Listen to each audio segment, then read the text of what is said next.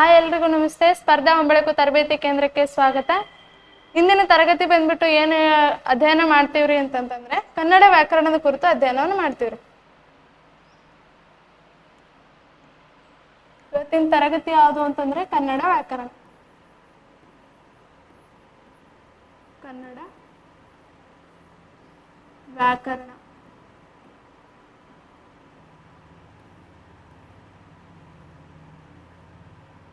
ಕನ್ನಡ ವ್ಯಾಕರಣ ಅಂತ ನೋಡ್ತೀರಿ. ವ್ಯಾಕರಣ ಅಂತಂದ್ರೆ ನಮ್ಗೆ ಸಾಮಾನ್ಯವಾಗಿ ಗೊತ್ತದ ರೀ. ಏನ್ ವ್ಯಾಕರಣ ಅಂತಂದ್ರೆ ಒಂದು ಭಾಷೆಯ ಕುರಿತು ವೈಜ್ಞಾನಿಕವಾಗಿ ಅಧ್ಯಯನ ಮಾಡ್ತಕ್ಕಂಥ ಒಂದು ಇದಕ್ಕೆ ಏನಂತ ಕರಿತೀವಿ ಅಂತಂದ್ರೆ ವ್ಯಾಕರಣ ಅಂತ ಹೇಳ್ತೀವ್ರಿ.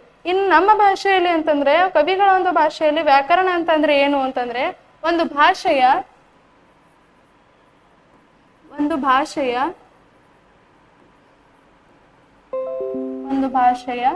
ಸ್ವರೂಪ ಜ್ಞಾನ,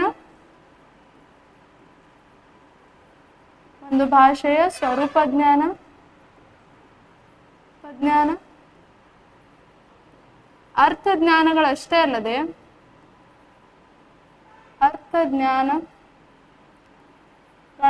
ಅಲ್ಲದೆ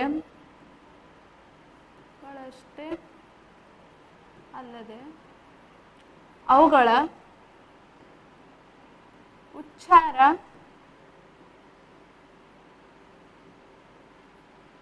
ಉಚ್ಚಾರ, ಧ್ವನಿ ಮತ್ತು ಶ್ರುತಿಗಳನ್ನ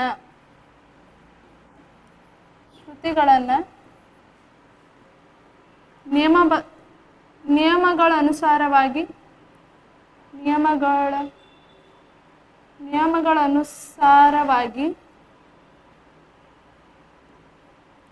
ಅಧ್ಯಯನ ಮಾಡೋದು. ನಿಯಮಗಳನುಸಾರವಾಗಿ ಅಧ್ಯಯನ ಮಾಡೋದಕ್ಕೆ ಏನಂತ ಕರಿತೀವ್ರಿ ನಾವು? ವ್ಯಾಕರಣ ಅಂತ ಹೇಳ್ತೀವ್ರಿ. ಏನ್ರಿ ಹಿಂಗಂದ್ರ ಅಂತಂದ್ರೆ ಈಗ ಒಂದು ಭಾಷೆ ಇದೆ ರೀ, ಆ ಭಾಷೆಯ ಕುರಿತು ನಾವು ಏನಾದ್ರು ಆ ಭಾಷೆಯ ಅರ್ಥಜ್ಞಾನ ಸ್ವರೂಪ ಜ್ಞಾನಗಳನ್ನ ಅಷ್ಟೇ ಅಧ್ಯಯನ ಮಾಡೋದಿಲ್ರಿ. ಆ ಒಂದು ಭಾಷೆಯ ಕುರಿತಾದಂತಹ ಭಾಷೆಯನ್ನ ನಾವು ಹೇಗೆ ಆ ಅಕ್ಷರಗಳನ್ನ ಉಚ್ಚಾರ ಮಾಡ್ಬೇಕು, ಅವುಗಳನ್ನ ಹೇಗೆ ನಿಯಮಬದ್ಧವಾಗಿ ಬಳಸಬೇಕು ಅಂತಕ್ಕಂಥದ್ದು ಕುರಿತು ಅಧ್ಯಯನ ಮಾಡೋಕ್ಕೂ ನಾವ್ ಏನಂತ ಕರಿತೀವ್ರಿ? ವ್ಯಾಕರಣ ಅಂತ ಹೇಳ್ತೀವ್ರಿ. ವ್ಯಾಕರಣ ಅಂತ ಹೇಳ್ತೀವಿ. ಇನ್ನು ನೆಕ್ಸ್ಟ್ ವ್ಯಾಕರಣದಲ್ಲಿ ಏನ್ ಬರ್ತದ್ರಿ ಅಂತಂತಂದ್ರೆ ಇನ್ನೊಂದು ಸಬ್ ಪಾಯಿಂಟ್ ಬರ್ತದ್ರಿ. ಏನ್ರಿ ಅಂತಂದ್ರೆ ಅಲಂಕಾರ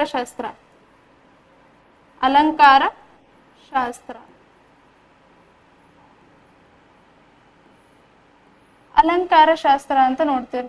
ಅಲಂಕಾರ ಶಾಸ್ತ್ರ ಅಂತಂದ್ರೆ ಏನು ಅಂತಂದ್ರೆ ಒಂದು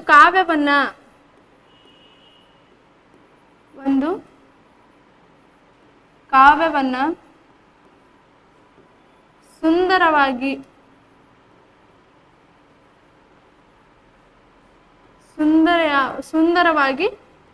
ಬರೆಯುವುದು ಅಂತ ಅರ್ಥ. ಅಂತಂದ್ರೆ ಒಂದು ಕಾವ್ಯವನ್ನ ನಾವೇನಾದ್ರೂ ಆ ಕಾವ್ಯವನ್ನ ತುಂಬಾ ಸುಂದರವಾಗಿ ಕಾಣಬೇಕು ಅಂತ ಕಾವ್ಯವನ್ನ ಅಲಂಕಾರಕೃತವಾಗಿ ಬಳಸ್ಬೇಕು ಅಂತಂತಂದ್ರ ಅದಕ್ಕೆ ಏನಂತ ಕರಿತೀವ್ರಿ ನಾವು?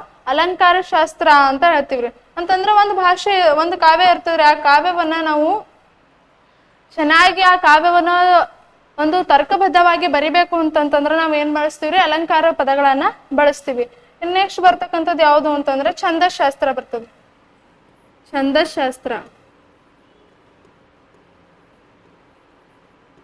ಛಂದಶಾಸ್ತ್ರ ಅಂತ ನೋಡ್ತೀರಿ. ಏನ್ರಿ ಛಂದಶಾಸ್ತ್ರ ಅಂತಂತಂದ್ರೆ ಒಂದು ಕಾವ್ಯವನ್ನ ಸೂತ್ರ ರೂಪದ ಪದ್ಯ ರೂಪದಲ್ಲಿ ಬರೆದ್ರಿ. ಒಂದು ಕಾವ್ಯವನ್ನ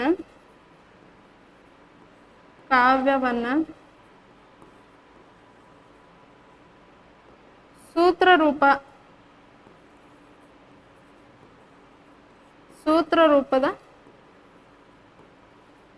ಪದ್ಯದಲ್ಲಿ ಬರೆಯುವುದು.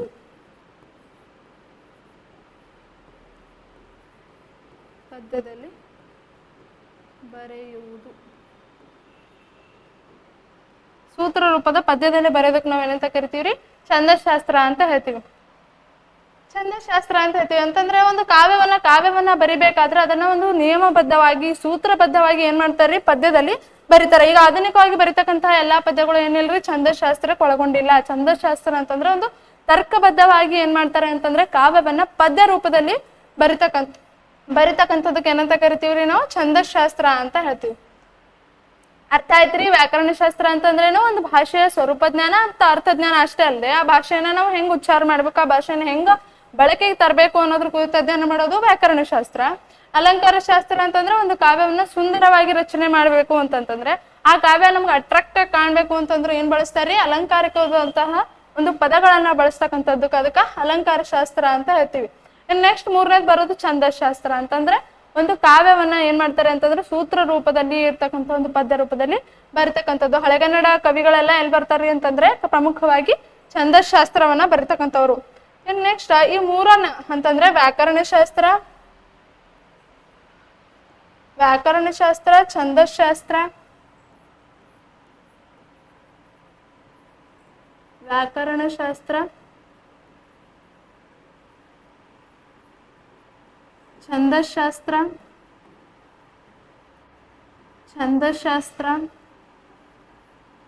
ಮತ್ತು ಅಲಂಕಾರ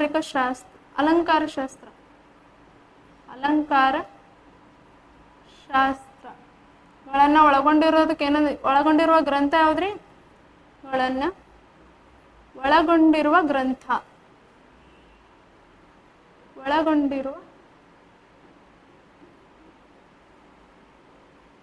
ಗ್ರಂಥಕ್ಕೆ ಏನಂತ ಕರೀತಾರೆ ಅಂತಂತಂದ್ರೆ ಲಕ್ಷಣ ಗ್ರಂಥ ಅಂತ ಹೇಳ್ತಾರೆ. ಯಾವ ಗ್ರಂಥ? ಲಕ್ಷಣ ಗ್ರಂಥ ಅಂತ ಹೇಳ್ತಾರೆ.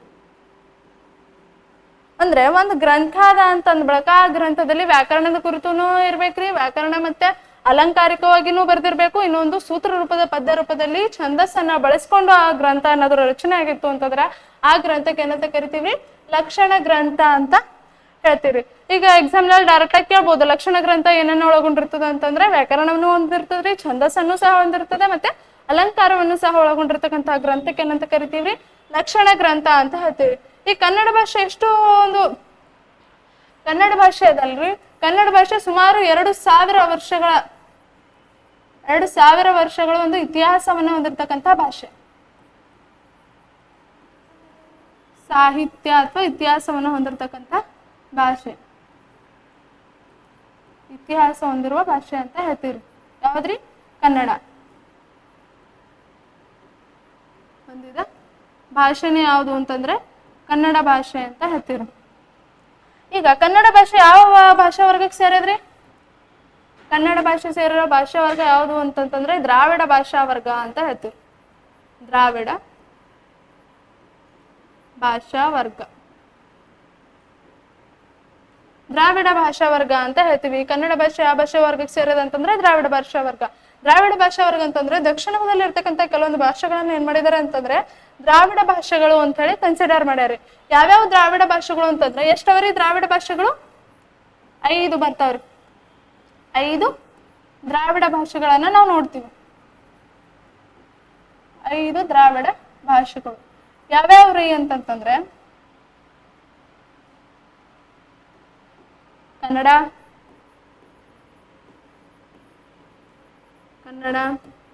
ತೆಲುಗು, ತಮಿಳು, ಮಲಯಾಳಂ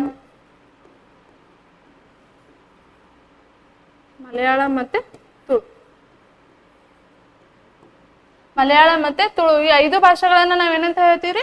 ದ್ರಾವಿಡ ಭಾಷೆಗಳು ಅಂತ ಹೇಳ್ತೀವಿ.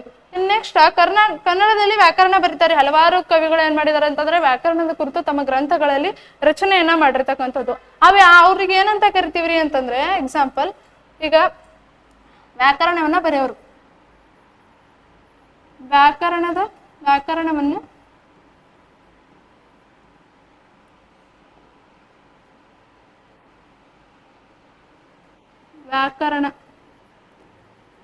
ವ್ಯಾಕರಣ ಕುರಿತು ವ್ಯಾಕರಣ ರಚನೆಕಾರರಿಗೆ ಏನಂತ ಕರಿತೀವ್ರಿ ಅಂತಂತಂದ್ರೆ ಏನಂತೀವ್ರಿ?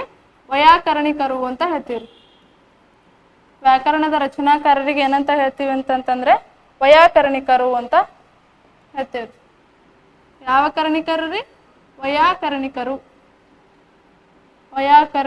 ಅಥವಾ ವೈಯಾಕರಣಿಗಳು ಅಂತ ಹೇಳ್ತೀವಿ. ಏನಂತಂದ್ರೆ ವ್ಯಾಕರಣವನ್ನ ರಚನೆ ಮಾಡತಕ್ಕಂಥವ್ರಿಗೆ ನಾವು ವೈಯಾಕರಣಿಕರು ಅಂತ ಹೇಳ್ತೀವ್ರಿ. ಈಗ ನೆಕ್ಸ್ಟ್ ಫಾರ್ ಎಕ್ಸಾಂಪಲ್ ವೈಯಾಕರಣಿಕ ಅಂತಂತಂದ್ರೆ ಕೆಶಿರಾಜನು ಒಬ್ಬ ವೈಯಾಕರಣಿಕರಿ, ಒಬ್ಬ ಪ್ರಸಿದ್ಧವಾದಂತಹ ವ್ಯಾಕರಣವನ್ನ ಬರೆದಂತಹ ಒಬ್ಬ ಕವಿ ಆಗಿರ್ತಾನೆ. ಈಗ ನೆಕ್ಸ್ಟ್ ಬರ್ತಕ್ಕಂಥದ್ದು ಯಾವುದು ಅಂತಂದ್ರೆ, ಈ ಕನ್ನಡ ಭಾಷೆಯಲ್ಲಿ ವ್ಯಾಕರಣದ ಕುರಿತು ರಚನೆ ಮಾಡಿರ್ತಕ್ಕಂತಹ ಕವಿಗಳು ಯಾರ್ಯಾರಪ್ಪ ಅಂತಂತಂದ್ರ ಫಸ್ಟಿಗೆ ಬರೋರು ಯಾರು ಅಂತಂದ್ರೆ ಎರಡನೇ ನಾಗವರ್ಮ. ಇವ್ರು ಯಾರ್ಯಾರಿ? ಎರಡನೇ ನಾಗವರ್ಮ. ಎರಡನೇ ನಾಗವರ್ಮ ಎರಡನೇ ನಾಗವರ್ಮ ಅಂತ ಹೇಳ್ತೀರಿ. ಎರಡನೇ ನಾಗವರ್ಮನು ಸಹ ಕನ್ನಡ ಸಾಹಿತ್ಯದಲ್ಲಿ ವ್ಯಾಕರಣದ ಕುರಿತು ಪ್ರಮುಖವಾದಂತಹ ಕೃತಿಗಳನ್ನ ರಚಿಸಿದಂತಹ ಒಬ್ಬ ವ್ಯಕ್ತಿಯಾಗಿರ್ತಾರೆ. ಇವ್ರದ್ದು ಕಾಲ ಎಷ್ಟೇ? ಕಾಲ ಅಂತಂತಂದ್ರೆ ಎಷ್ಟು? 1042. 1042. ಯಾವ ಒಬ್ಬ ರಾಜನ ಆಸ್ಥಾನದಲ್ಲಿ ಇದ್ರು ಅಂತಂತಂದ್ರ ಜಗದೇಕ ಮಲ್ಲ. ಜಗದೇಕ ಮಲ್ಲ ಕಲ್ಯಾಣಿ ಚಾಲುಕ್ಯರ ಅರಸ ಜಗದೇಕ ಮಲ್ಲರ ಗುರುವಾಗಿ ಕೆಲಸವನ್ನ ಮಾಡ್ತಾರೆ. ಯಾರು ಅಂತಂತಂದ್ರೆ ಇವರು ಎರಡನೇ ನಾಗವರ್ಮ, ಜಗದೇಕ ಮಲ್ಲರ ಗುರು ಆಗಿದ್ರು ಇವರು ಜಗದೇಕ ಮಲ್ಲರ ಗುರು ಆಗಿದ್ರಿ. ಇವ್ರಿಗ್ನೊಬ್ರು ಗುರುಗಳು ಇರ್ಬೇಕಲ್ರಿ. ಯಾರು ಅಂತಂತಂದ್ರ ನಾಗವರ್ಮನ ಗುರುಗಳು ಯಾರು ಅಂತಂದ್ರೆ ವೀರ ಭಟ್ಟಾರಕರು. ವೀರ ಭಟ್ಟಾರಕರು ಅಂತ ಹೇಳ್ತೀವ್ರಿ. ಯಾರ ಗುರುಗಳು ಇವರು? ನಾಗವರ್ಮನ ಗುರುಗಳು. ನಾಗವರ್ಮನ ಗುರುಗಳು. ಎರಡನೇ ನಾಗವರ್ಮ ಯಾರು ಗುರು ಆಗಿದ್ರು ಅಂತಂದ್ರೆ ಜಗದೇಕ ಮಲ್ಲರ ಗುರು ಆಗಿದ್ರು. ಇನ್ನು ನೆಕ್ಸ್ಟ್ ಇವರು ಎರಡನೇ ನಾಗವರ್ಮನ ಗುರು ಯಾರು ಅಂತಂದ್ರೆ ವೀರ ಭಟ್ಟಾರಕರು ಇವರ ಗುರು ಆಗಿದ್ರು. ಇನ್ನು ಇವರಿಗೆ ಬಿರುದುಗಳಿದ್ವು. ಯಾವ್ಯಾವ ಬಿರುದುಗಳು ಅಂತಂದ್ರ ಇವರಿಗಿದ್ದಂತಹ ಬಿರುದುಗಳು ಅಂತ ಹೇಳ್ತೀವಿ. ಕವಿ ಕಂಠಾಭರಣ ಅನ್ನೋ ಬಿರುದಿತ್ರಿ ಇವ್ರಿಗೆ. ಕವಿ ಕಂಠಾಭರಣ, ಕವಿತಾ ಗುಣೋದಯ, ಕವಿತಾ ಗುಣೋದಯ ಅಂತಕ್ಕಂಥ ಏನಾಗಿದ್ವು ಅಂತಂದ್ರೆ ಇವರಿಗೆ ಬಿರುದುಗಳಾಗಿದ್ರು. ಯಾರಿಗ್ರಿ? ಎರಡನೇ ನಾಗವರ್ಮರಿಗೆ. ಏನಂತ ಕರಿತಿದ್ರು ಅಂತಂದ್ರೆ ಕವಿ ಕಂಠಾಭರಣ ಅಂತನೂ ಕರಿತಿದ್ರು. ಇನ್ನೊಂದು ಕವಿತಾ ಗುಣೋದಯ ಅಂತನೂ ಸಹ ಇವರಿಗೆ ಬಿರುದನ್ನ ಕೊಟ್ಟಿರ್ತಕ್ಕಂಥದ್ದು. ಇನ್ನು ನೆಕ್ಸ್ಟ್ ಈ ಎರಡನೇ ನಾಗವರ್ಮರು ಪ್ರಮುಖವಾಗಿ ರಚನೆ ಮಾಡಿದಂತಹ ಗ್ರಂಥಗಳು ಯಾವ್ಯಾವ್ರಿ? ಪ್ರಮುಖವಾಗಿ 5 ಗ್ರಂಥಗಳನ್ನ ಕನ್ನಡ ವ್ಯಾಕರಣ ಸಾಹಿತ್ಯದಲ್ಲಿ ರಚನೆ ಮಾಡ್ತಾರ್ರಿ. ಯಾವ್ಯಾವ ಗ್ರಂಥಗಳು ಅಂತಂತಂದ್ರೆ ಕೃತಿಗಳು.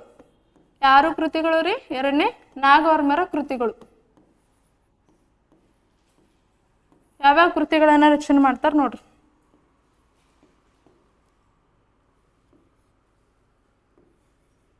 ಕರ್ನಾಟಕ ಭಾಷಾಭೂಷಣ,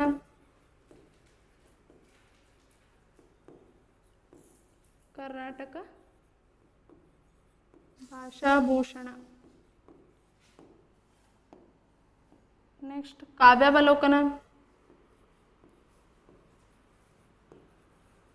ಕಾವ್ಯಾವಲೋಕನ, ಕಾವ್ಯಾವಲೋಕನ.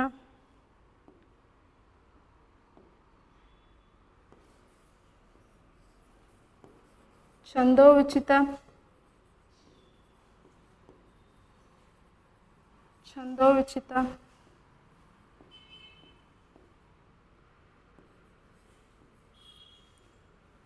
ಛಂದೋವಿಚಿತ ಅಂತಕ್ಕಂಥ ಒಂದು ಗ್ರಂಥವನ್ನ ರಚನೆ ಮಾಡ್ತಾರೆ. ನೆಕ್ಸ್ಟ್ ಅಭಿಧಾನ ವಸ್ತುಕೋಶ, ಅಭಿಧಾನ ವಸ್ತುಕೋಶ,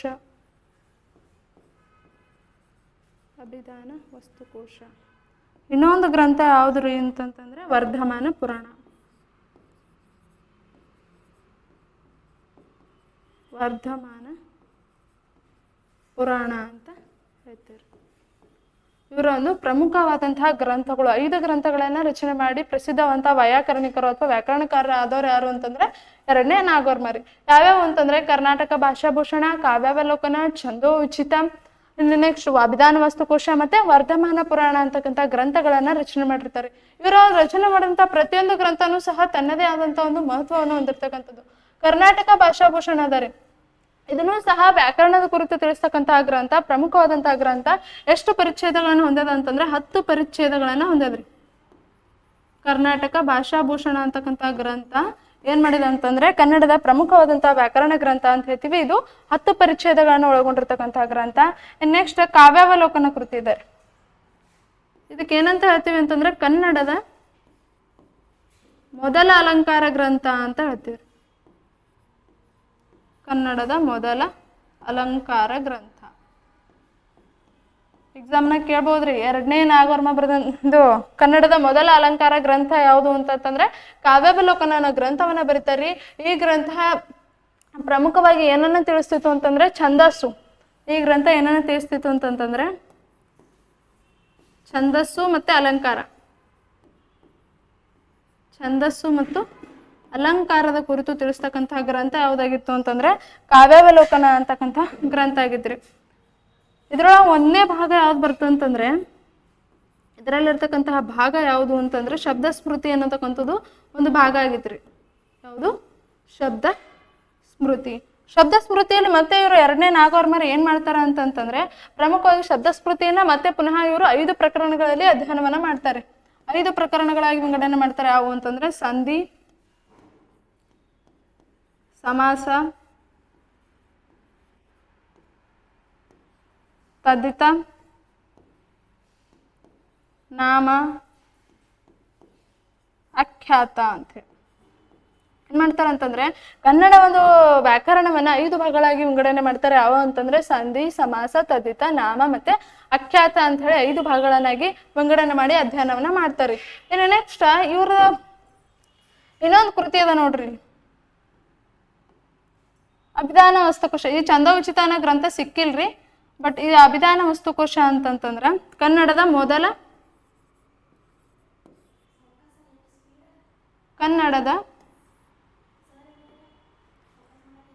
ಅಭಿಧಾನ ವಸ್ತುಕೋಶ ಅಂತ ಹೇಳ್ತೀವ್ರಿ. ಇದಕ್ಕೆ ಏನಂತ ಹೇಳ್ತೀವ್ರಿ? ಕನ್ನಡದ ಮೊದಲ ವಿಶ್ವಕೋಶ ಅಂತ ಹೇಳ್ತೀವಿ. ಕನ್ನಡದ ಮೊದಲ ವಿಶ್ವಕೋಶ ಅಂತ ಹೇಳ್ತೀವಿ. ಕನ್ನಡದ ಮೊದಲ ವಿಶ್ವಕೋಶ ಯಾವ್ದ್ರಿ? ಅಭಿಧಾನ ವಸ್ತುಕೋಶ. ಅಭಿಧಾನ ವಸ್ತುಕೋಶ ಅನ್ನೋ ಗ್ರಂಥವನ್ನ ಯಾರು ರಚನೆ ಮಾಡಿದಾರ ಅಂತಂದ್ರೆ 2ನೇ ನಾಗವರ್ಮ ರಚನೆ ಮಾಡ್ಯಾರಿ.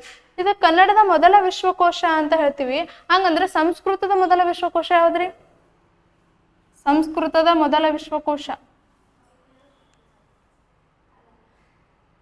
ಸಂಸ್ಕೃತದ ಮೊದಲ ವಿಶ್ವಕೋಶ ಅಂತ ಹೇಳ್ತೀವಿ.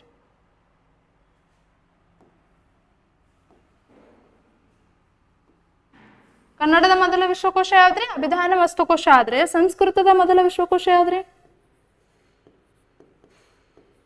ಸಂಸ್ಕೃತದ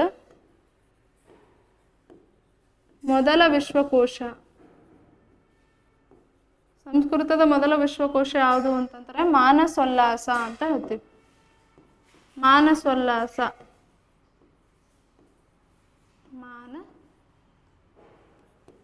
ಮಾನಸೋಲ್ಲಾಸ ಅಥವಾ ಅಭಿಲಾಷಿತಾರ್ಥ ಚಿಂತಾಮಣಿಯನ್ನ ಗ್ರಂಥವನ್ನ ಕರಿತೀವ್ರಿ. ಅಭಿಲಾಷಿತಾರ್ಥ ಚಿಂತಾಮಣಿ. ಇದಕ್ಕೆ 2 ಹೆಸರವರಿ. ಒಂದು ಮಾನಸೋಲ್ಲಾಸ ಅಂತ ಕರೀತಾರ, ಇನ್ನೊಂದು ಏನು ಅಂತಂದ್ರೆ ಅಭಿಲಾಷಿತಾರ್ಥ ಚಿಂತಾಮಣಿ ಅಂತ ಹೇಳಿ ಕರೀತಾರೆ. ಸರಿ, ಹಾಗಾದ್ರೆ ಈ ಮಾನಸೋಲ್ಲಾಸ ಅನ್ನೋ ಗ್ರಂಥ ರಚನೆ ಮಾಡಿದವ್ರು ಯಾರಿ? ಕೃತಿ ಏನೋ ಗೊತ್ತೈತ್ರಿ. ಮಾನಸೋಲ್ಲಾಸ ಅಭಿಲಾಷಿತಾರ್ಥ ಚಿಂತಾಮಣಿಗೆ ಏನಂತ ಕರೀತಾರಿ? ಸಂಸ್ಕೃತದ ಮೊದಲ ವಿಶ್ವಕೋಶ ಅಂತ ಕರೀತಾರ. ಹಾಗಾದ್ರೆ ಈಗ ಈ ಮಾನಸೋಲ್ಲಾಸ ಅನ್ನೋ ಗ್ರಂಥವನ್ನ ರಚನೆ ಮಾಡಿದವ್ರು ಯಾರು ಅಂತಂತಂದ್ರೆ 3ನೇ ಸೋಮೇಶ್ವರ. 3ನೇ ಸೋಮೇಶ್ವರ.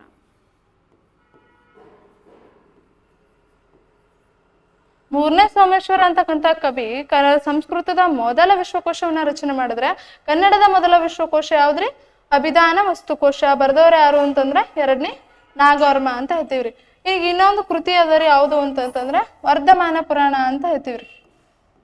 ಯಾವ ಪುರಾಣ ರೀ? ವರ್ಧಮಾನ ಪುರಾಣ. ಈ ವರ್ಧಮಾನ ಪುರಾಣನು ಏನು ಅಂತಂದ್ರೆ ಕನ್ನಡದಲ್ಲಿ ದೊರೆತ ಮೊದಲ ವರ್ಧಮಾನ ಪುರಾಣ ಅಂತ ಹೇಳ್ತೀವ್ರಿ.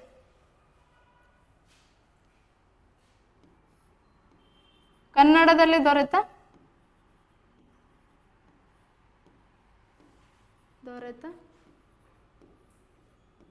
ಮೊದಲ ವರ್ಧಮಾನ ಪುರಾಣ.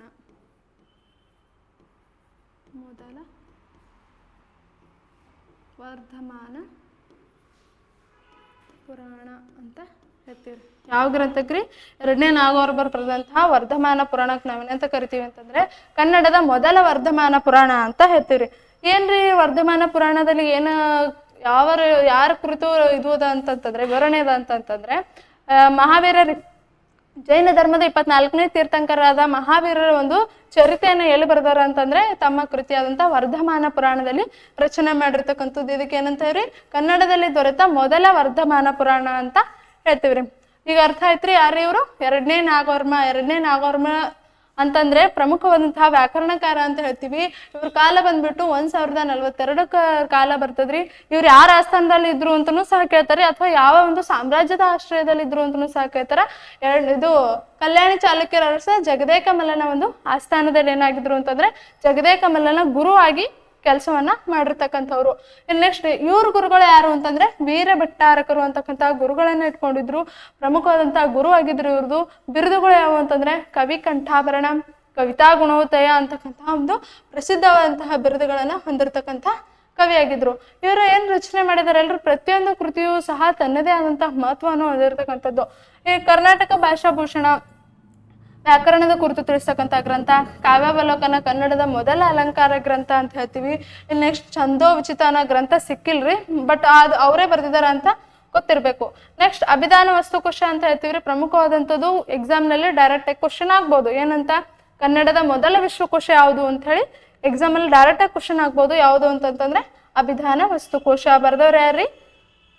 ಎರಡನೇ ನಾಗವರ್ಮ. ಅದ್ರ ಜೊತೆ ನಮಗೇನು ಗೊತ್ತಿರಬೇಕು? ಅದೇ ರೀತಿಯಾಗಿ ಅದ್ರ ರಿಲೇಟೆಡ್ ಆಗಿರ್ತಕ್ಕಂಥದ್ದು ಸಂಸ್ಕೃತದ ಮೊದಲ ವಿಶ್ವಕೋಶ ಯಾವುದು ಅಂತನೂ ಸಹ ನಮಗೆ ಗೊತ್ತಿರ್ಬೇಕ್ರಿ. ಯಾವಾಗ್ಲೂ ಅಧ್ಯಯನ ಮಾಡುವಾಗ ನಾವು ಸ್ವಲ್ಪ ಈ ರೀತಿಯಾಗಿ ಕನ್ನಡದ ಮೊದಲ ವಿಶ್ವಕೋಶ ಅಂತ ಈ ರೀತಿಯಾಗಿ ಬಂದು ಅಂತಂದ್ರೆ ಬೇರೆ ಬೇರೆ ಭಾಷೆಗಳಲ್ಲಿ ಇರ್ತಕ್ಕಂಥ ವಿಶ್ವಕೋಶಗಳನ್ನು ಸಹ ನಾವೇನ್ ಮಾಡ್ಬೇಕ್ರಿ? ಅಧ್ಯಯನವನ್ನ ಮಾಡ್ಬೇಕಾಗ್ತದ. ಈಗ ಅರ್ಥ ಆಯ್ತ್ರಿ ಯಾರು ಇವರು? ಎರಡನೇ ನಾಗವರ್ಮ ಅಂತಂದ್ರೆ ಇಷ್ಟು ಡೀಟೇಲ್ ಆಗಿ ಗೊತ್ತಿರ್ಬೇಕ್ರಿ. ನೆಕ್ಸ್ಟ್ ಬರೋರು ಯಾರು ಅಂತಂತಂದ್ರೆ ಕೇಶಿರಾಜ ರೀ. ನೆಕ್ಸ್ಟ್ ಬರೋ ವ್ಯಕ್ತಿ ಯಾರು ಅಂತಂದ್ರೆ ಕೇಶಿರಾಜ.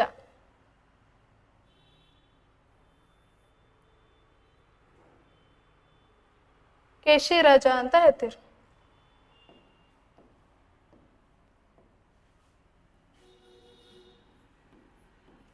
ಕೇಶಿರಾಜ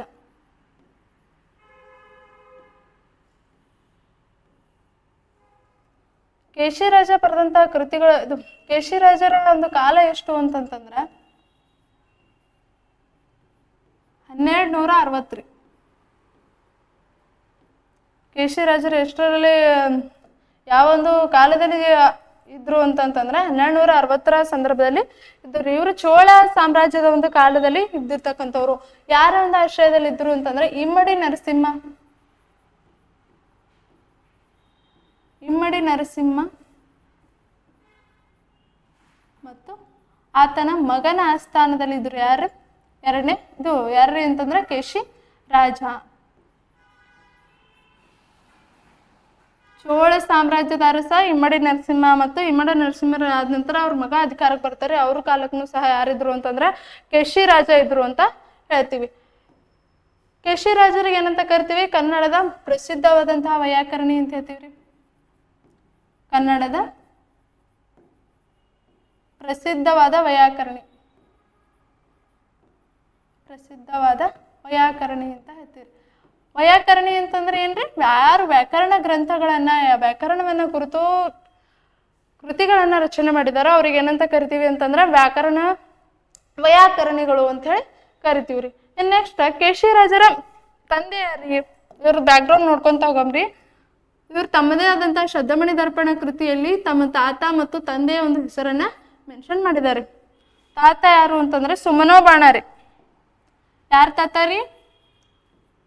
ಕೇಶಿರಾಜರ ತಾತ ಸುಮನೋ ಬಾಣ ಇವ್ರದ್ದು ತಾತ ಆಗಿದ್ದರು. ಇನ್ ತಂದೆ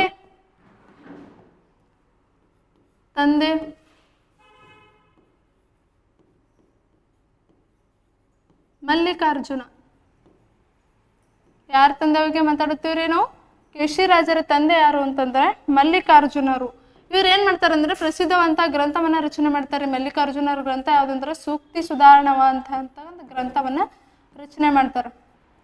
ಸೂಕ್ತಿ ಸುಧಾರಣವ ಎಕ್ಸಾಮ್ ಅನ್ನು ಕೇಳ್ಬೋದ್ರಿ. ಸೂಕ್ತಿ ಸುಧಾರಣವನ ಗ್ರಂಥವನ್ನ ಯಾರು ರಚನೆ ಮಾಡಿದಾರೆ ಅಂತಂತಂದ್ರೆ ಕೇಶಿ ರಾಜರ ತಂದೆ ಆದಂತಹ ಮಲ್ಲಿಕಾರ್ಜುನ ಅವ್ರು ಏನ್ ಮಾಡ್ತಾರೆ ಅಂತಂದ್ರೆ ಸೂಕ್ತಿ ಸುಧಾರಣವನ ಪ್ರಮುಖವಂತ ಗ್ರಂಥವನ್ನ ರಚನೆ ಮಾಡ್ತಾರೆ. ಇನ್ನು ಇವ್ರ ಸೋದರ ಮಾವ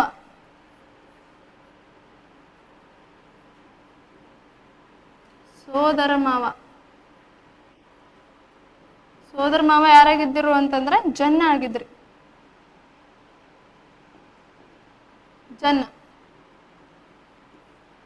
ಈ ರೀತಿಯಾಗಿ ಕವಿ ಕುಟುಂಬದಲ್ಲಿ ಜನಿಸಿದಂತ ಕೇಶಿ ರಾಜ ಏನ್ ಮಾಡ್ತಾರೆ ಅಂತಂದ್ರೆ ತನ್ನ ತಂದೆನೂ ಸಹ ತಾತನೂ ಸಹ ಪ್ರಸಿದ್ಧವಾದಂತಹ ಕವಿನೇ ಆಗಿದ್ದ, ತಂದೆ ಮಲ್ಲಿಕಾರ್ಜುನನು ಸಹ ಪ್ರಸಿದ್ಧವಾದಂತಹ ಕವಿನೇ ಆಗಿದ್ದ. ಇನ್ ನೆಕ್ಸ್ಟ್ ಬರೋರ ಅಂತ ಜನ್ನನು ಸಹ ತನ್ನ ಸೋದರ ಮಾವನಂತ ಜನ್ನನು ಸಹ ಏನೋ ಆಗಿದ್ದ ಅಂತಂದ್ರೆ ಪ್ರಸಿದ್ಧವಾದಂತಹ ಕವಿ ಆಗಿದ್ರು ಅಂತ ಹೇಳ್ತೀವ್ರಿ. ಪ್ರಸಿದ್ಧವಾದಂತಹ ಕವಿ ಆಗಿದ್ರು. ಈ ರೀತಿಯಾಗಿ ತನ್ನ ಕವಿಕುಲ ಕುಟುಂಬದಲ್ಲಿ ಜನಿಸಿದಂತಹ ವ್ಯಕ್ತಿನ ಯಾರಾಗ್ತಾರ ಅಂತಂದ್ರೆ ಕೇಶಿರಾಜ ಆಗ್ತಾರ. ಇನ್ ನೆಕ್ಸ್ಟ್ ಇವರ ಒಂದು ಗ್ರಂಥ ಯಾವ್ದ್ರಿ? ಕೇಶಿರಾಜರ ಪ್ರಮುಖವಾದಂತಹ ಗ್ರಂಥ ಯಾವ್ದ್ರಿ? ಶಬ್ದಮಣಿ ದರ್ಪಣ ಕೃತಿ. ಶಬ್ದಮಣಿ ದರ್ಪಣ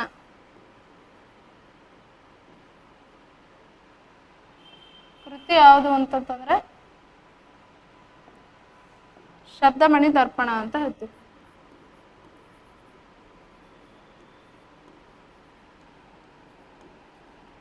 ಶಬ್ದಮಣಿ ದರ್ಪಣ. ಕೇಶಿರಾಜ ಶಬ್ದಮಣಿ ದರ್ಪಣ ಅನ್ನೋ ಕೃತಿಯಿಂದ ಏನ್ ಮಾಡ್ತಾರೆ ಅಂತಂದ್ರೆ ಕನ್ನಡ ಒಂದು ವ್ಯಾಕರಣಕ್ಕೆ ಪ್ರಮುಖವಾದಂತಹ ಅಂತಂದ್ರೆ ಕನ್ನಡ ವ್ಯಾಕರಣಕ್ಕೆ ಶ್ರೀಮಂತವಾದಂತಹ ಕೊಡುಗೆಯನ್ನ ಕೊಟ್ಟಿರ್ತಕ್ಕಂಥ ವ್ಯಕ್ತಿ ಯಾರಾಗ್ತಾರ ಅಂತಂದ್ರೆ ಕೇಶಿರಾಜ ಆಗ್ತಾರೆ. ಇವರೊಂದು ಶಬ್ದಮಣಿ ದರ್ಪಣ ಅಂತಕ್ಕಂಥ ಗ್ರಂಥವನ್ನ ರಚನೆ ಮಾಡಿದ್ದಾರೆ. ಈ ಗ್ರಂಥದಲ್ಲಿ ಏನ್ ಮಾಡ್ತಾರೆ ಅಂತಂದ್ರೆ ಸೂತ್ರಗಳನ್ನ ರಚನೆ ಮಾಡ್ತಾರೆ. ಸೂತ್ರಗಳನ್ನ ರಚನೆ ಮಾಡ್ತಾರೆ. ಯಾವ ರೂಪದಲ್ಲಿ ಅಂತಂದ್ರೆ ಪದ್ಯ ರೂಪದಲ್ಲಿ ಸೂತ್ರಗಳನ್ನ ರಚನೆ ಮಾಡ್ತಾರೆ. ಪದ್ಯ ರೂಪದಲ್ಲಿ ಸೂತ್ರಗಳನ್ನ ರಚನೆ ಮಾಡಿ ಈಗ ಆ ಒಂದು ಸೂತ್ರಗಳಿಗೆ ವಿವರಣೆ ಕೊಡುವಾಗ ಅಂತಂದ್ರೆ ವೃತ್ತಿಗಳನ್ನ ಏನ್ ಮಾಡ್ತಿದ್ರು ವೃತ್ತಿಗಳನ್ನ ಯಾವ ಒಂದು ಇದ್ರಲ್ಲಿ ರಚನೆ ಮಾಡಿದಾರ ಅಂತಂತಂದ್ರೆ ಗದ್ಯ ರೂಪದಲ್ಲಿ ರಚನೆ ಮಾಡಿರ್ತಕ್ಕಂಥದ್ದು. ನೋಡ್ರಿ, ತಮ್ಮ ಒಂದು ಶಬ್ದಮಣಿ ದರ್ಪಣನ ಗ್ರಂಥದಲ್ಲಿ ಏನ್ ಮಾಡಿದಾರೆ ಅಂತಂದ್ರೆ ಪದ್ಯ ರೂಪದ ಸೂತ್ರಗಳನ್ನು ಸಹ ರಚನೆ ಮಾಡಿದಾರ. ಮತ್ತೆ ಅವುಗಳಿಗೆ ವಿವರಣೆಯನ್ನ ಏನ್ ಮಾಡಿದಾರ ಅಂತಂದ್ರೆ ಗದ್ಯ ರೂಪದಲ್ಲಿ ಕೊಟ್ಟಿರ್ತಕ್ಕಂಥದ್ದು. ಈ ಶಬ್ದಮಣಿ ದರ್ಪಣಕ್ಕೆ ಏನಂತ ಹೇಳ್ತೀವಿ ಅಂತಂದ್ರೆ ಕನ್ನಡದ ಮೊದಲ ವ್ಯಾಕರಣ ಗ್ರಂಥ ಅಂತ ಹೇಳ್ತೀವಿ. ಕನ್ನಡದ ಮೊದಲ ವ್ಯಾಕರಣ ಗ್ರಂಥ. ಕನ್ನಡದ ಮೊದಲ ವ್ಯಾಕರಣ ಗ್ರಂಥನೇ ಯಾವ್ದ್ರಿ ಅಂತಂದ್ರೆ ಶಬ್ದಮಣಿ ದರ್ಪಣ ಅಂತಕ್ಕಂಥ ಒಂದು ಗ್ರಂಥ, ಪ್ರಮುಖವಾಗಿರ್ತಕ್ಕಂಥ ಗ್ರಂಥ. ಇದರಲ್ಲಿ ಏನ್ ಹೇಳ್ತಾರೆ ಅಂತಂದ್ರೆ ಕನ್ನಡ ವ್ಯಾಕರಣದ ಕುರಿತು ಹೇಳ್ತಾರೆ, ವರ್ಣಮಾಲೆಯ ಕುರಿತು ಹೇಳ್ತಾರೆ, ಕನ್ನಡದಲ್ಲಿ ಕಂಡು ಬರ್ತಕ್ಕಂತಹ ಸಂಧ್ಯಾಕ್ಷರಗಳು, ಸಂಸ್ಕೃತದಲ್ಲಿ ಕಂಡು ಬರ್ತಕ್ಕಂತಹ ಸಂಧ್ಯಾಕ್ಷರಗಳು, ಈ ರೀತಿಯಾಗಿ ತಮ್ಮ ಶಬ್ದಮಣಿ ದರ್ಪಣದಲ್ಲಿ ಏನ್ ಮಾಡ್ತಾರೆ ಟೋಟಲ್ ಆಗಿ ಕನ್ನಡ ಒಂದು ವ್ಯಾಕರಣದ ಕುರಿತು ಪ್ರಮುಖವಾದಂತಹ ಮಾಹಿತಿಯನ್ನ ನೀಡ್ತಾರೆ. ಯಾರು? ಕೇಶಿರಾಜರು. ಇದು ಶಬ್ದಮಣಿ ದರ್ಪಣದಲ್ಲಿ ಇರ್ತಕ್ಕಂಥ ಸೂತ್ರಗಳ ಸಂಖ್ಯೆ ಎಷ್ಟು ಅಂತ ಕೇಳ್ತಾರೆ. ಸೂತ್ರಗಳ ಸಂಖ್ಯೆ ಎಷ್ಟು ಇದ್ದು ಸೂತ್ರಗಳು ಅಂತಂತಂದ್ರೆ 322 ಸೂತ್ರಗಳಿದ್ವು ಅಂತ ಹೇಳ್ತೀವ್ರಿ. 322 ಸೂತ್ರಗಳನ್ನ ಒಳಗೊಂಡಿರ್ತಕ್ಕಂಥ ಗ್ರಂಥ ಯಾವ್ದ್ರಿ ಅಂತಂದ್ರೆ ಶಬ್ದಮಣಿ ದರ್ಪಣ ಅಂತಕ್ಕಂಥ ಒಂದು ಗ್ರಂಥ. ಈ ಗ್ರಂಥದಲ್ಲಿ ಏನ್ ಮಾಡ್ತಾರೆ ಅಂತಂದ್ರೆ ಇವರು ಗ್ರಂಥವನ್ನ 8 ಪ್ರಕರಣಗಳಾಗಿ ವಿಂಗಡಣೆ ಮಾಡ್ತಾರೆ. ಎಷ್ಟು ಪ್ರಕರಣಗಳು ರೀ? ಶಬ್ದಮಣಿ ದರ್ಪಣದಲ್ಲಿ ಕಂಡು ಬರ್ತಕ್ಕಂಥ ಪ್ರಕರಣಗಳ ಸಂಖ್ಯೆ ಎಷ್ಟ್ರಿ? 8 ಪ್ರಕರಣಗಳನ್ನ ಯಾವ ರೀತಿಯಾಗಿ ಎರಡನೇ ನಾಗವರ್ಮರು 5 ಪ್ರಕರಣಗಳನ್ನ ಬರೆದಿದ್ರು ಅದೇ ರೀತಿಯಾಗಿ ಅವುಗಳಿಗೆ ಮತ್ತೆ 3 ಪ್ರಕರಣಗಳನ್ನ ಆಡ್ ಮಾಡಿ 8 ಪ್ರಕರಣಗಳನ್ನ ಬರೀತಾರೆ. ಯಾರು ಅಂತಂದ್ರೆ ಕೇಶಿರಾಜರು. ಯಾವ್ಯಾವು ಅಂತಂದ್ರೆ ಸಂಧಿ, ಸಮಾಸ, ನಾಮ, ತದ್ದಿತ,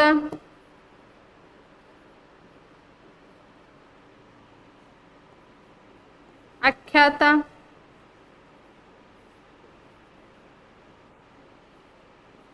ಧಾತು, ಅಪಭ್ರಂಶ, ಅಪಭ್ರಂಶ. ನೆಕ್ಸ್ಟ್ 8ನೇದು ಯಾವ್ದು ಬರ್ತಾರೆ ಅಂತಂದ್ರೆ ಅವ್ಯಯ. ಯಾರ ಗ್ರಂಥಗಳು ಇವು?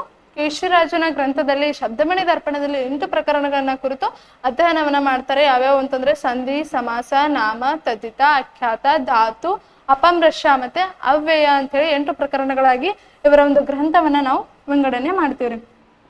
ಇನ್ ನೆಕ್ಸ್ಟ್ ಈ ಶಬ್ದಮಣಿ ದರ್ಪಣದಲ್ಲಿ ಕೊನೆಯ ಭಾಗ ಒಂದದ್ರಿ. ಯಾವುದು ಅಂತಂತಂದ್ರೆ ಕೊನೆಯ ಭಾಗ ಅಂತಂತಂದ್ರೆ 9ನೇ ಪ್ರಕರಣ ಅಂತನೂ ಸಹ ಹೇಳ್ತೀವಿ. ಯಾವುದು ಅಂತಂತಂದ್ರೆ ಪ್ರಯೋಗ ಸಾರ ಅಂತ ಅದರಿ.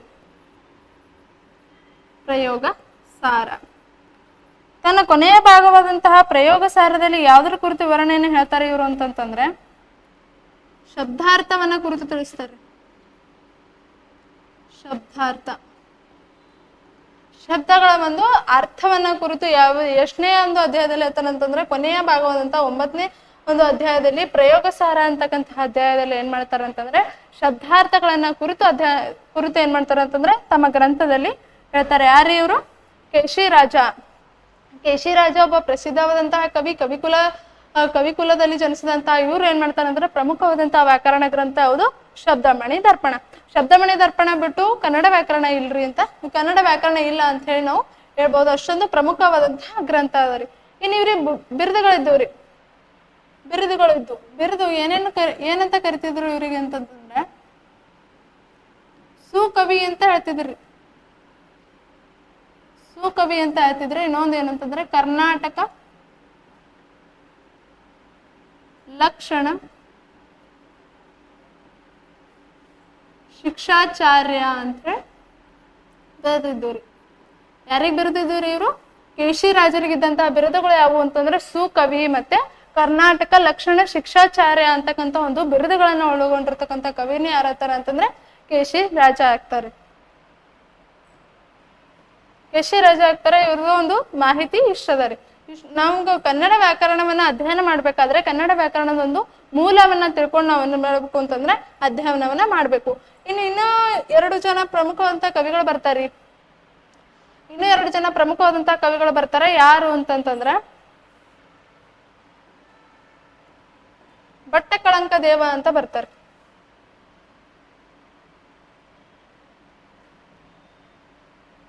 ಭಟ್ಟಕಳಂಕ ದೇವ.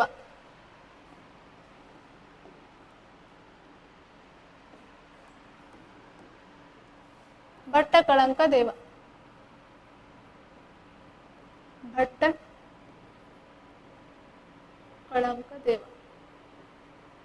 ಇವರು ಸಹ ಕನ್ನಡ ವ್ಯಾಕರಣಕ್ಕೆ ತಮ್ಮದೇ ಆದಂತಹ ಕೊಡುಗೆಯನ್ನ ಕೊಟ್ಟಿರ್ತಕ್ಕಂತಹ ಕವಿಯಾಗಿರ್ತಾರ.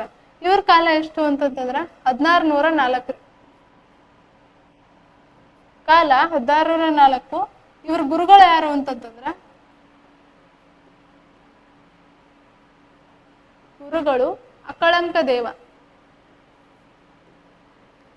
ನೋಡ್ರಿ, ಭಟ್ಟಕಳಂಕ ದೇವರ ಗುರುಗಳು ಯಾರ್ರಿ?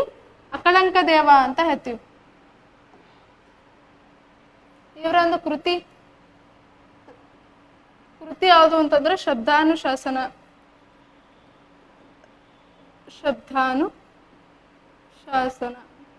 ಶಬ್ದಾನುಶಾಸನ ಕೃತಿ ಯಾವ ಭಾಷೆದಾಗದ ಅಂತಂದ್ರೆ ಸಂಸ್ಕೃತ ಭಾಷೆದಾಗದ ಇದು ಕೃತಿ. ಸಂಸ್ಕೃತ ಭಾಷೆ.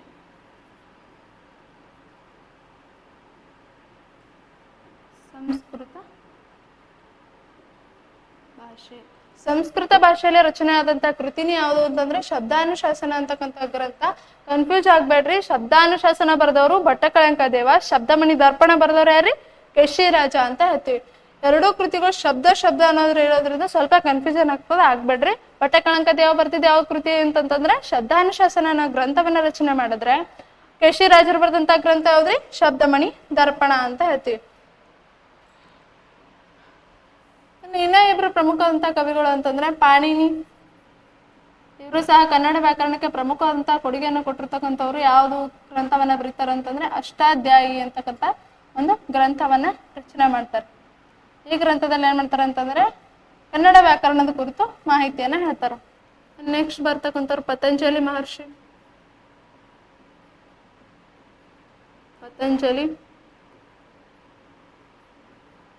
ಪತಂಜಲಿ ಮಹರ್ಷಿ ಅಂತ ಹೇಳ್ತೀವಿ. ಪತಂಜಲಿ ಮಹರ್ಷಿ ಬರೆದಂತ ಗ್ರಂಥ ಯಾವುದು ಅಂತಂದ್ರೆ ಮಹಾಭಾಷ್ಯ. ಮಹಾಭಾಷ್ಯ ಅಂತಕ್ಕಂಥ ಒಂದು ಗ್ರಂಥವನ್ನ ರಚನೆ ಮಾಡ್ತಾರೆ. ಯಾರು ಅಂತಂತಂದ್ರೆ ಪತಂಜಲಿ ಮಹರ್ಷಿ. ಈ ರೀತಿಯಾಗಿ ನಾವೇನ್ ಮಾಡ್ಬೇಕು ಅಂತಂದ್ರೆ ಕನ್ನಡ ಒಂದು ವ್ಯಾಕರಣವನ್ನ ತಿಳಿದುಕೊಳ್ಳುವಾಗ ಕನ್ನಡ ವ್ಯಾಕರಣದ ಒಂದು ಮೂಲವನ್ನ ಅರ್ತ್ಕೊಂಡ್ ಬರ್ಬೇಕಾಗ್ತದೆ. ಕನ್ನಡ ವ್ಯಾಕರಣದ ಮೂಲ ಎಲ್ಲಿ ಹುಟ್ಟಿತು, ಯಾವ್ಯಾವ ಕವಿಗಳು ತಮ್ಮ ಗ್ರಂಥಗಳಲ್ಲಿ ವ್ಯಾಕರಣದ ಕುರಿತು ತಿಳಿಸಿದಾರ ಅಂತಕ್ಕಂಥ ಮಾಹಿತಿ ಇಷ್ಟಿದ್ದಾರೆ. ಇನ್ ನೆಕ್ಸ್ಟ್ ಬರ್ತಕ್ಕಂಥದ್ದು ಕನ್ನಡ ವರ್ಣಮಾಲೆ ಅಂತ ಹೇಳ್ತೀವಿ. ಕನ್ನಡದಲ್ಲಿ ಬರ್ತಕ್ಕಂಥ ಪ್ರಮುಖವಾದಂಥದ್ದು ಫಸ್ಟ್ ಚಾಪ್ಟರ್ ಯಾವ್ದ್ರಿ ಅಂತಂದ್ರೆ ಕನ್ನಡ ವರ್ಣಮಾಲೆ, ಕನ್ನಡ ಆಲ್ಫಾಬೆಟ್ಸ್ ಅಂತ ಹೇಳ್ತೀವಿ. ಸರಿ, ಈ ವರ್ಣಮಾಲೆ ಅಂತಂದ್ರೆ ಏನ್ರಿ? ವರ್ಣಮಾಲೆ ಅಂದ್ರೆ ಏನು?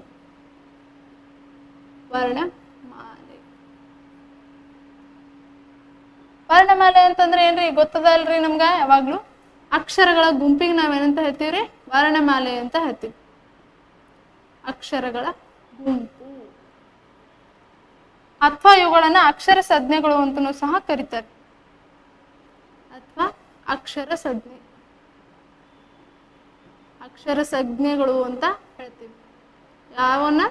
ಕನ್ನಡ ವರ್ಣಮಾಲೆಗಳನ್ನ ಅಕ್ಷರ ಸಂಜ್ಞೆಗಳು ಅಂತನೂ ಸಹ ನಾವೇನ್ ಮಾಡ್ತೀವಿ ಅಂತಂದ್ರೆ ಕರಿತೀವ್ರಿ.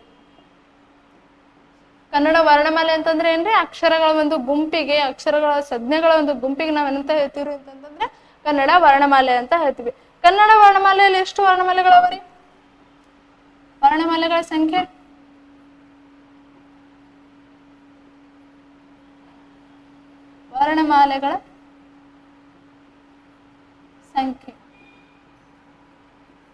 ಎಷ್ಟವರಿ? ವರ್ಣಮಾಲೆಗಳು 49 ವರ್ಣಮಾಲೆಗಳನ್ನ ನೋಡ್ತೀವಿ. ಆದ್ರೆ ಇನ್ನೊಂದು ಎಕ್ಸಾಮ್ನಾಗ ಏನ್ ಕೇಳ್ತಾರ ಅಂತಂದ್ರೆ ಕೇಶಿರಾಜನ ಪ್ರಕಾರ ವರ್ಣಮಾಲೆಗಳ ಸಂಖ್ಯೆ ಎಷ್ಟು ಅಂತ ಹೇಳ್ತಾರೆ. ಕೇಶಿರಾಜನ ಪ್ರಕಾರ ವರ್ಣಮಾಲೆಗಳ ಸಂಖ್ಯೆ ಎಷ್ಟು?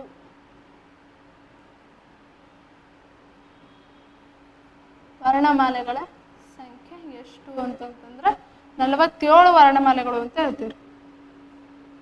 ಎಷ್ಟ್ರಿ? 47. ಬಟ್ ಈಗ ಕನ್ನಡದಲ್ಲಿರ್ತಕ್ಕಂಥ ವರ್ಣಮಾಲೆಗಳ ಸಂಖ್ಯೆ 49 ಆದ್ರ ಕೇಶಿರಾಜರ ಕೇಶಿರಾಜರ ಪ್ರಕಾರ ವರ್ಣಮಾಲೆಗಳ ಸಂಖ್ಯೆ ಎಷ್ಟು ಅಂತಂದ್ರೆ 47 ಅಂತ ಹೇಳ್ತೀವಿ. ನೆಕ್ಸ್ಟ್ ಕೇಶಿರಾಜರ ಪ್ರಕಾರ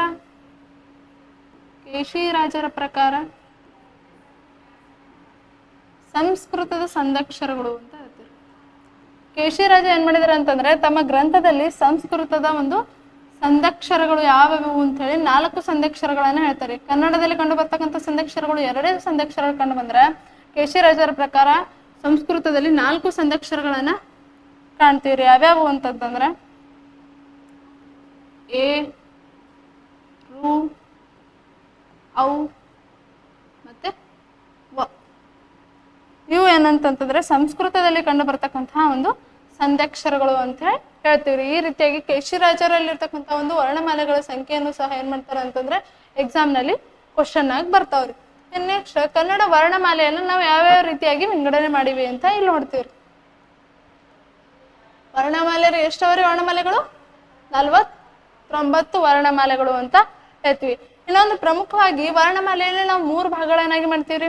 ಯಾವ್ಯಾವ ಭಾಗಗಳು? ಸ್ವರಾಕ್ಷರಗಳು, ವ್ಯಂಜನಾಕ್ಷರಗಳು ಮತ್ತೆ ಏನ್ ಮಾಡ್ತೀವ್ರಿ? ಯೋಗವಾಹಗಳು ಅಂತ ಹೇಳಿ 3 ಭಾಗಗಳನ್ನಾಗಿ ಮಾಡ್ತೀವ್ರಿ.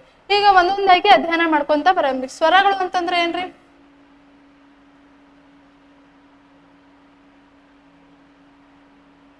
ಸ್ವರಗಳು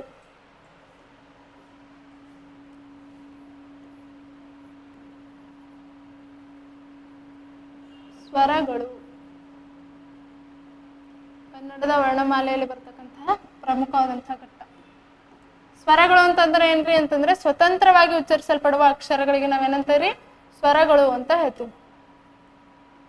ಸ್ವತಂತ್ರವಾಗಿ ಉಚ್ಚರಿಸಲ್ಪಡುವ ಅಕ್ಷರಗಳು.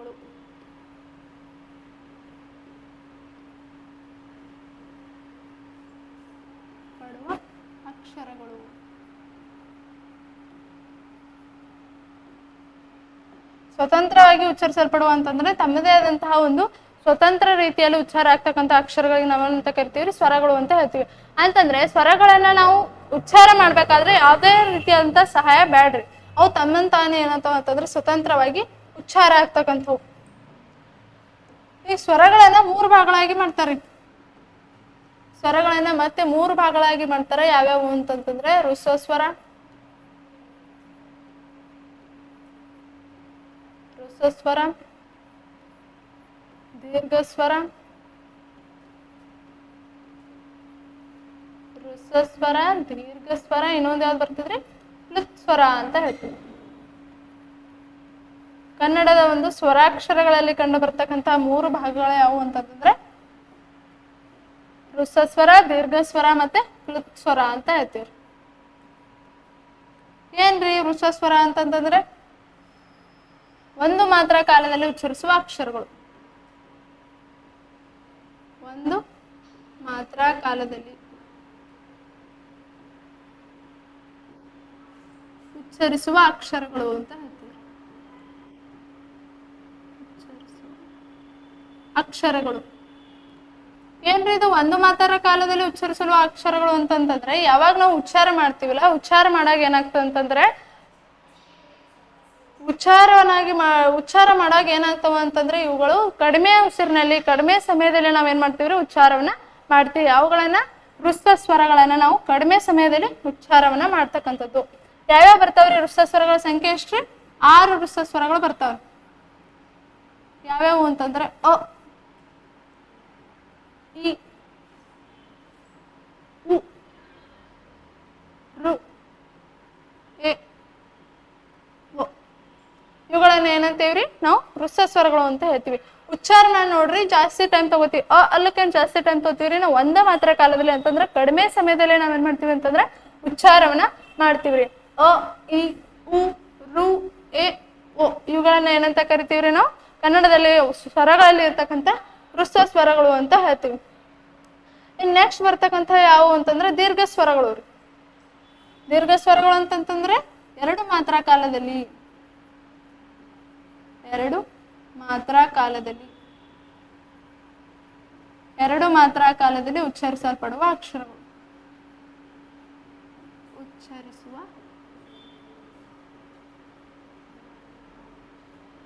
ಅಕ್ಷರಗಳು 2 ಮಾತ್ರ ಕಾಲದಲ್ಲಿ ಉಚ್ಚರಿಸುವ ಅಕ್ಷರಗಳು ಅಂತಂದ್ರೆ ನಾವು ಈ ದೀರ್ಘ ಸ್ವರಗಳನ್ನ ಉಚ್ಚಾರ ಮಾಡ್ಬೇಕಾದ್ರೆ ಏನ್ ಮಾಡ್ತೀವಿ ಅಂತಂದ್ರೆ ಸ್ವಲ್ಪ ಸಮಯವನ್ನ ತಗೋತೀವ್ರಿ. ಹಾಗಾಗಿ ಇವಕ್ಕ ದೀರ್ಘ ಸ್ವರ, ದೀರ್ಘ ಅಂತ ಹೇಳಿ ಇದು ಅಕ್ಷರದಲ್ಲೇ ಹೇಳ್ತದ್ರಿ.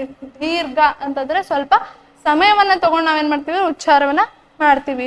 ದೀರ್ಘ ಸ್ವರಗಳು ಎಷ್ಟವರಿ? ದೀರ್ಘ ಸ್ವರಗಳು 7 ಕಂಡು ಬರ್ತಾವ್ರಿ. ದೀರ್ಘ ಸ್ವರಗಳು 7. ಆ, ಈ, ಉ, ಎ,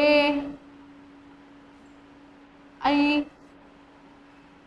ಓ, ಔ. ಇವೇನವರಿ ದೀರ್ಘ ಸ್ವರಗಳು ಅವ. ಇವುಗಳನ್ನ ಉಚ್ಚಾರ ಮಾಡೋವಾಗ ಏನ್ ಮಾಡ್ತೀವ್ರಿ ಆ, ಈ ಅಂತ ಹೇಳಿ ಸ್ವಲ್ಪ ಎಳೆದು ಉಚ್ಚಾರವನ್ನ ಮಾಡ್ತೀವಿ. ಅಂತಂದ್ರೆ ಉಚ್ಚಾರ ಮಾಡ್ಬೇಕಾದ್ರೆ ಸ್ವಲ್ಪ ಹೆಚ್ಚಿನ ಒಂದು ಸಮಯವನ್ನ ತಗೋತೀವಿ. ಏನು ಅಂತಂದ್ರೆ ಅವುಗಳನ್ನ ದೀರ್ಘ ಸ್ವರ ಅಂತ ಹೇಳ್ತೀವ್ರಿ. ಇನ್ನೊಂದು ಯಾವ್ದು ಬರ್ತದ್ರಿ ಅಂತಂದ್ರೆ ಪ್ಲುತ್ ಸ್ವರ ಬರ್ತದ್ರಿ. ಯಾವ ಸ್ವರ ರೀ? ಪ್ಲುತ್ ಸ್ವರ. ಪ್ಲುತ್ ಸ್ವರ ಅಂತಂತಂದ್ರೆ 2ಕ್ಕಿಂತ ಹೆಚ್ಚು ಮಾತ್ರ ಕಾಲದಲ್ಲಿ ಉಚ್ಚರಿಸುವ ಅಕ್ಷರಗಳು ಅಥವಾ 3 ಮಾತ್ರ ಕಾಲದಲ್ಲಿ ಉಚ್ಚರಿಸುವ ಅಕ್ಷರಗಳು ಅಂತ ಸಹ ಹೇಳ್ತೀವಿ. 2ಕ್ಕಿಂತ ಹೆಚ್ಚು ಮಾತ್ರ ಕಾಲದಲ್ಲಿ, 2ಕ್ಕಿಂತ ಹೆಚ್ಚು ಮಾತ್ರ ಕಾಲದಲ್ಲಿ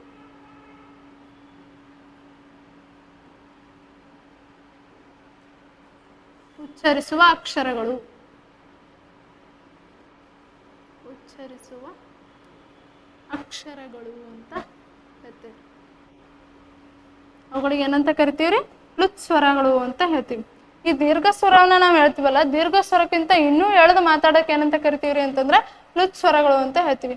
ಈ ಪ್ಲುತ್ ಸ್ವರವನ್ನ ಯಾವ ಅಕ್ಷರದಿಂದ ಗುರುತಿಸ್ತೀವಿ ಅಂತಂದ್ರೆ ಇಂಗ್ಲಿಷ್ನಾಗ ಎಸ್ ಅಕ್ಷರ ರೀ. ಈ ರೀತಿ ಬಂದಿರ್ತಾರೆ. ಎಕ್ಸಾಂಪಲ್ ನೋಡ್ರಿ, ಆ,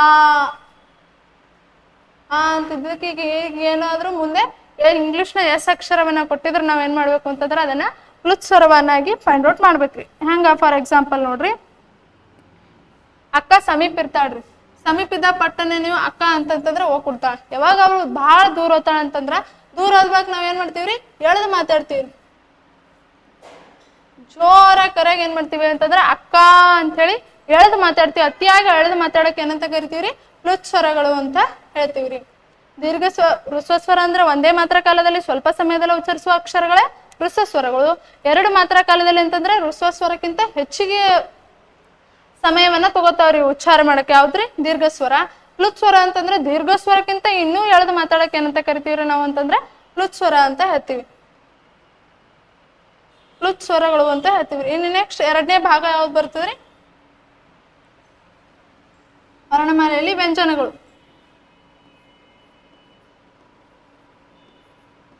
ವ್ಯಂಜನಗಳು ವ್ಯಂಜನಗಳು ಅಂತ ಹೇಳ್ತೀವಿ. ಎಷ್ಟವರಿ ವ್ಯಂಜನಗಳು?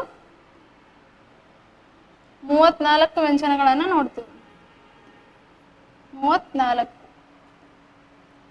ಏನ್ರಿ ವ್ಯಂಜನಗಳು ಅಂತಂತಂದ್ರೆ ಸ್ವರಗಳ ಸಹಾಯದಿಂದ ಉಚ್ಚರಿಸುವ ಅಕ್ಷರಗಳು. ಸ್ವರಗಳ ಸಹಾಯದಿಂದ ಉಚ್ಚರಿಸಲ್ಪಡುವ ಅಕ್ಷರಗಳು.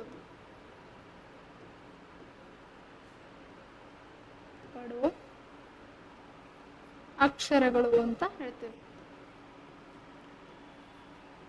ಅಂತಂದ್ರೆ ವ್ಯಂಜನಗಳನ್ನ ನಾವು ಸ್ವತಂತ್ರವಾಗಿ ಉಚ್ಚಾರ ಮಾಡಕ್ ಬರಂಗಿಲ್ಲ. ಅವುಗಳನ್ನ ಏನ್ ಮಾಡ್ಬೇಕು ಅಂತಂದ್ರೆ ಸ್ವರದ ಒಂದು ಸಹಾಯದಿಂದನೇ ನಾವು ಉಚ್ಚಾರ ಮಾಡ್ಬೇಕು. ಅಂತಹ ಅಕ್ಷರಗಳನ್ನ ಏನಂತೀವಿ, ವ್ಯಂಜನಾಕ್ಷರಗಳು ಅಂತ ಹೇಳ್ತೀವಿ. ವ್ಯಂಜನಾಕ್ಷರಗಳು ಎಷ್ಟವರಿ? 34 ವ್ಯಂಜನಾಕ್ಷರಗಳನ್ನ ನೋಡ್ತೀವಿ. ವ್ಯಂಜನಾಕ್ಷರಗಳಲ್ಲಿ 2 ವಿಧಗಳನ್ನ ಮಾಡ್ತೀವಿ. ಯಾವ್ಯಾವ ಅಂತಂತಂದ್ರೆ ಫಸ್ಟ್ನೇದು ವರ್ಗೀಯ ವ್ಯಂಜನ, ವರ್ಗೀಯ ವ್ಯಂಜನ. ಇನ್ನು ಎರಡನೇದು ಯಾವ್ದು ಬರ್ತಂತಂದ್ರೆ ಅವರ್ಗೀಯ ವ್ಯಂಜನ. ಅವರ್ಗೀಯ ವ್ಯಂಜನಗಳು. ವರ್ಗೀಯ ವ್ಯಂಜನಗಳು ಮತ್ತೆ ಅವರ್ಗೀಯ ವ್ಯಂಜನಗಳು ಅಂತ ಹೇಳ್ತೇವೆ. ವರ್ಗೀಯ ವ್ಯಂಜನಗಳು ಎಷ್ಟು ಬರ್ತಾವ್ರಿ? 25 ವರ್ಗೀಯ ವ್ಯಂಜನಗಳು ಬಂದ್ರ 9 ಏನ್ ಬರ್ತಾವ ಅಂತಂತಂದ್ರೆ ಅವರ್ಗೀಯ ವ್ಯಂಜನಗಳನ್ನ ನೋಡ್ತೇವ್ರಿ. ಏನ್ರಿ ವರ್ಗೀಯ ವ್ಯಂಜನಗಳು ಅಂತಂತಂದ್ರೆ ವರ್ಗೀಯ ವ್ಯಂಜನಗಳನ್ನ ನಾವು ವರ್ಗ ಮಾಡಕ್ ಬರ್ತದ್ರಿ. ಎದರ ಆಧಾರದ ಮೇಲೆ ವರ್ಗ ಮಾಡ್ತಾರ ಅಂತಂದ್ರೆ ಆ ಅಕ್ಷರಗಳು ಹುಟ್ಟತಕ್ಕಂತ ಒಂದು ಸ್ಥಾನಗಳ ಆಧಾರದ ಮೇಲೆ ಇವು ವರ್ಗೀಯ ವ್ಯಂಜನಗಳನ್ನ 5 ಭಾಗಗಳನ್ನಾಗಿ ವಿಂಗಡಣೆಯನ್ನ ಮಾಡ್ತಾರ. ಅವುಗಳನ್ನು ಮುಂದೆ ನೋಡಮಿ. ನೆಕ್ಸ್ಟ್ ಅವರ್ಗೀಯ ವ್ಯಂಜನಗಳು ಅಂತಂತಂದ್ರೆ ಇವೇನ್ ಅವರ್ಗೀಯ ವ್ಯಂಜನಗಳು 9 ಅವಲ್ರಿ, ಒಂದೇ ಸ್ಥಾನದಲ್ಲಿ ಹುಟ್ಟೋದಿಲ್ರಿ. ಪ್ರತಿಯೊಂದು ವ್ಯಂಜನನು ಸಹ ಬೇರೆ ಬೇರೆ ಸ್ಥಾನಗಳಲ್ಲಿ ಹುಟ್ಟತಕ್ಕಂಥವಾಗಿರ್ತಾವ. ಹಾಗಾಗಿ ಇವುಗಳನ್ನ ಅವರ್ಗೀಯ ವ್ಯಂಜನಗಳು ಅಂತಂದ್ರೆ ವರ್ಗ ಮಾಡ್ಲಿಕ್ ಬರ್ಲಾರ್ದಂತಹ ವ್ಯಂಜನಗಳಿಗೆ ಅವರ್ಗೀಯ ವ್ಯಂಜನಗಳು ಅಂತ ಹೇಳ್ತೀವ್ರಿ. ಅವರ್ಗೀಯ ವ್ಯಂಜನಗಳು ಅಂತ ಹೇಳ್ತೀವಿ. ವರ್ಗೀಯ ವ್ಯಂಜನಗಳು ಯಾವ್ಯಾವ್ರಿ? ಕ ವರ್ಗ,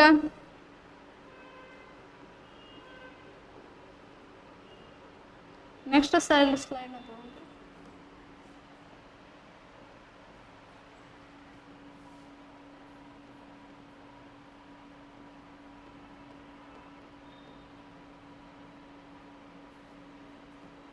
ವರ್ಗೀಯ ವ್ಯಂಜನ ಎಷ್ಟವರಿ?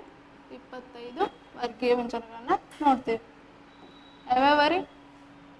ಕ ವರ್ಗ, ಕ, ಖ, ಗ, ಘ, ಞ, ಛ, ಛ, ಜ, ಛ,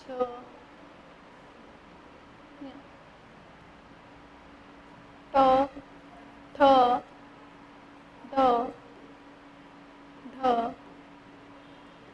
ಣ, ತ, ಥ, ದ, ಧ, ನ, ಪ, ಫ, ಬ, ಭ, ಮ. ಈ ರೀತಿಯಾಗಿ ನಾವ್ ಏನ್ ಮಾಡ್ತೀವಿ ಅಂತಂದ್ರೆ 25 ವರ್ಗೀಯ ವ್ಯಂಜನಗಳನ್ನ ನೋಡ್ತೀವ್ರಿ.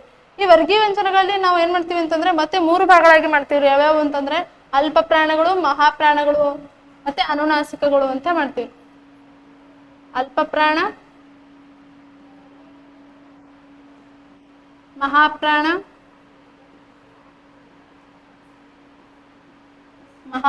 ಇನ್ನೊಂದು ಯಾವುದು ಅಂತಂದ್ರೆ ಅನುನಾಸಿಕ ಅಂತ ಮಾಡ್ತೀವಿ. ಅಲ್ಪ ಪ್ರಾಣಗಳು ಎಷ್ಟು ಬರ್ತಾವ್ರಿ? 10, ಮಹಾಪ್ರಾಣಗಳು 10, ಇನ್ನೊಂದು ಯಾವುದು 5 ಅನುನಾಸಿಕಗಳು. ಟೋಟಲ್ ಎಷ್ಟು ಆದ್ರಿ? 25 ಅದು. ಯಾವ್ಯಾವ ಅಂತಂತಂದ್ರೆ ಈಗ ನೋಡ್ರಿ, ಅಲ್ಪ ಪ್ರಾಣಗಳು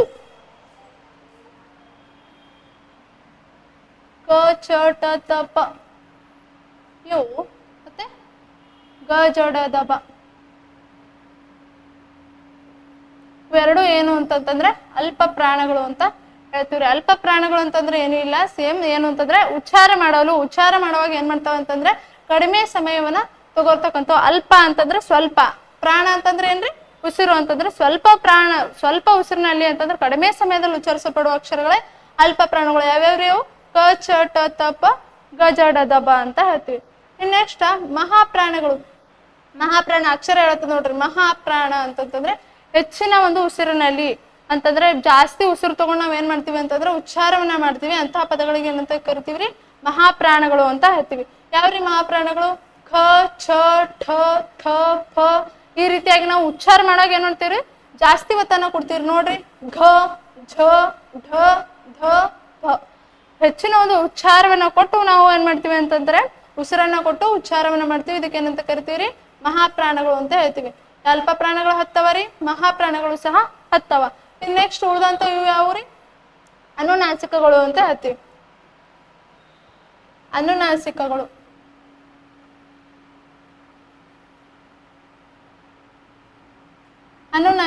ಅಂತ ಹೇಳ್ತೀರಿ. ಅನುನಾಸಿಕ ಅಂತಂತಂದ್ರೆ ಏನ್ರಿ? ನಾಸಿಕ ಅಂದ್ರೆ ಮೂಗು. ಒಂದು ಮೂಗಿನ ಒಂದು ಸಹಾಯದಿಂದ ಉಚ್ಚರಿಸಲ್ಪಡುವ ಅಕ್ಷರಗಳಿಗೆ ನಾವೇನಂತ ಕರಿತೀವ್ರಿ? ಅನುನಾಸಿಕ ಅಂತ ಹೇಳ್ತೀವಿ.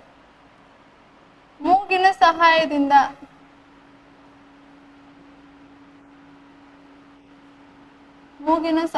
ಉಚ್ಚರಿಸುವ ಅಕ್ಷರಗಳು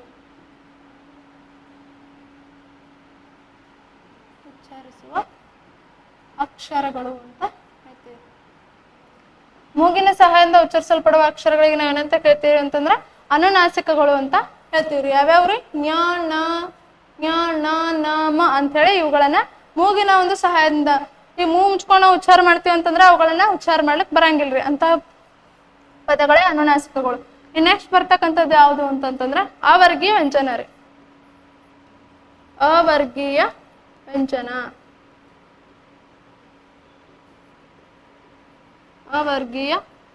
ಅಂತ ಹೇಳ್ತೀವಿ. ಯಾವನ್ನ ವರ್ಗ ಮಾಡ್ಲಿಕ್ ಬರಂಗಿಲ್ಲೋ ಅಂತಹ ವರ್ಗಗಳಿಗೆ ಏನಂತ ಕರಿತೀವಿ ಅಂತಂತಂದ್ರೆ ಅವರ್ಗೀಯ ವ್ಯಂಜನಗಳು ಅಂತ ಹೇಳ್ತೀವಿ. ಎಷ್ಟು ಬರ್ತಾವ್ರಿ ಅವರ್ಗೀಯ ವ್ಯಂಜನಗಳು? 9 ಬರ್ತಾವ. ಇವುಗಳನ್ನ ನಾವು ವರ್ಗ ಮಾಡಕ್ ಬರಂಗಿಲ್ಲ. ಯಾವ್ಯಾವು ಅಂತಂದ್ರೆ ಯ, ರ, ಲ, ವ, ಶ,